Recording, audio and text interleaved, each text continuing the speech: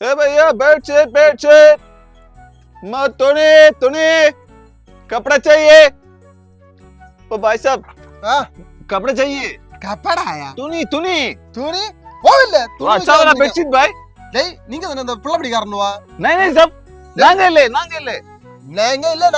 ஓடவில்லை நாங்க இல்ல சார் போவில்லை கண்ணு முன்னாடி புள்ளபடி காரணவா வந்திருக்காங்க படக்கம் பையில அந்த என்ன நடப்பானுவா. 1 year later. ஏய் நீதானே அந்த காலையில வீட்டுக்கு துணிக்கு வந்தீங்க வடக்கை.